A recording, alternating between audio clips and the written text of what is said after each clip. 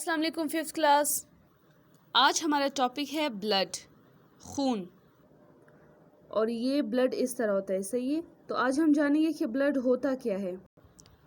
A red colored fluid that circulates through the heart, arteries, capillaries and veins and is the chief means of transport within the body।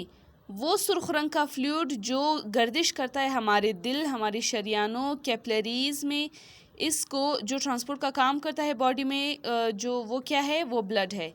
It transports oxygen from the lungs to the body tissues and containing dissolved substance to transport to the different parts of the body। ये क्या करती है, ये lungs से यानी कि फेफड़ों से ऑक्सीजन लेके जाती है बॉडी के तमाम हिस्सों तक, और फिर बॉडी के हिस्सों में जहाँ पर जो भी सब्सटेंस, जिस भी सब्सटेंस की ज़रूरत होती है बॉडी को, उन चीज़ों की ट्रांसपोर्ट का काम करता है। उसके बाद है what does a circulatory system transport, कि सर्कुलेटरी सिस्टम असल में क्या चीज़ जो है ट्रांसपोर्ट करता है, लेन देन का काम करता है। Circulatory system is the only transport system of the body, therefore it transports every substance produced inside the body, some of them are as follows। हमारी बॉडी में ये वाहिद सिस्टम है जो लेन देन का काम करता है, इसीलिए हमारी बॉडी में मौजूद चाहे वो कोई भी सब्सटेंस हो, चाहे जो हम खुराक खाते हैं और उसमें जो भी चीज़ें नमकियात मौजूद हो या ऑक्सीजन हो, इन सारी चीज़ों की ट्रांसपोर्ट का काम ब्लड के ज़िम्मे है, सही है। तो ये क्या चीज़ें ट्रांसपोर्ट करता है, water, oxygen, carbon dioxide, hormones, enzymes, nutrients, waste material, ये सारी चीज़ों के ट्रांसपोर्ट का काम सर्कुलेटरी सिस्टम करता है, जो कि जिसमें मौजूद यानी कि जिसका अहम हिस्सा है ब्लड, और ब्लड ही ये सारी चीज़ें ट्रांसपोर्ट करता है। और हमारा दूसरा टॉपिक है रिस्पायरेटरी सिस्टम, सांस लेने का अमल।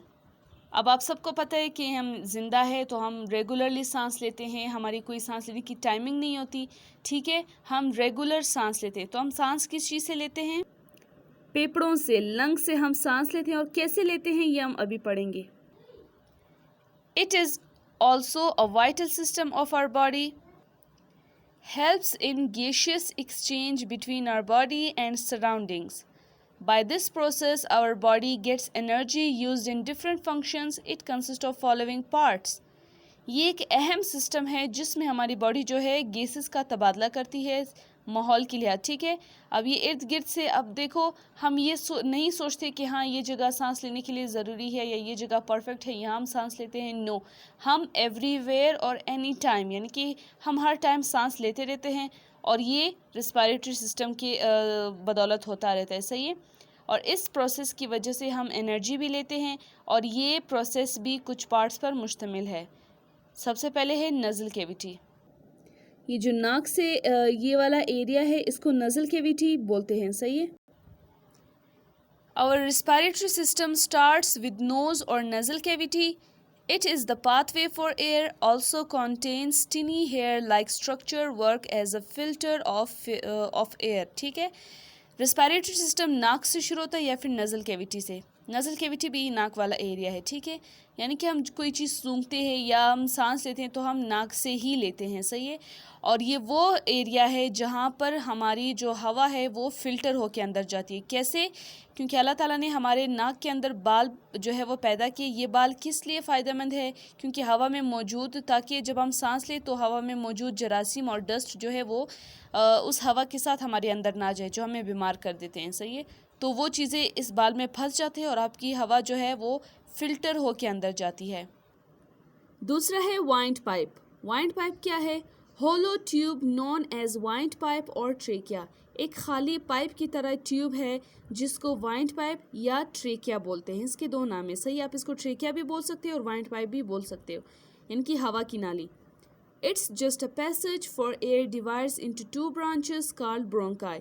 ये सिर्फ वो रास्ता है जो आगे दो हिस्सों में खुलता है, जिसे ब्रोंकाई बोलते हैं, ठीक है। और अगर वो सिंगुलर हो तो ब्रोंकस बोलते हैं। Each opens into a lung. दोनों जो है वो अलग अलग जो है वो फेफड़ों में खुलते हैं। मैं आपको पिक्चर के ज़रिए से समझा दूँ। देखिए, ये वाइंड पाइप जो है ये सिर्फ वो रास्ता है जो आगे लंग्स के दोनों हिस्सों में खुलते हैं, ठीक है। एक लेफ़्ट पे और एक राइट पे। और तीसरा है लंग्स, यानी कि फेफड़े। फेफड़े क्या है? Lungs are a pair of pink coloured elastic rubbery bags. ये पिंक कलर के यानी कि लचकदार बैग्स की तरह होती है।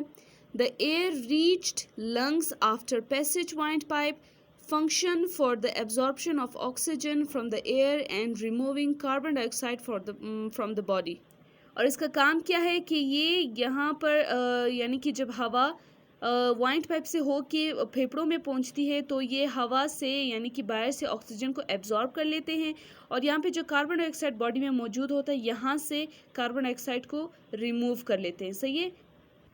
अब मैं आपको सरसरी समझा दूँ रिस्पायरेटरी सिस्टम क्या है, सांस लेने का अमल। और ये इस सिस्टम में हम सांस लेते रहते हैं, हमारे ऑक्सीजन यानी हमारी जो गैसेस है उसका एक्सचेंज होता है। कौन सी गैसेस कि हम हवा से ऑक्सीजन लेते हैं और हमारे अंदर जो कार्बन डाइऑक्साइड मौजूद होता है उसको हम खारिज कर देते हैं। ये 3 हिस्सों पर मुश्तमिल है, नज़ल कैविटी, वाइंड पाइप और लंग्स। नज़ल कैविटी नाक का रास्ता जहाँ से हम सांस लेते हैं और हमारे नाक के अंदर जो बाल मौजूद होते हैं वो हवा की फिल्ट्रेशन के लिए मदद देते हैं। सही है। फिर उसके बाद है वाइंड पाइप। वाइंड पाइप सिर्फ वो एक रास्ता है जो हवा को आगे फेफड़ों की तरफ लेके जाता है।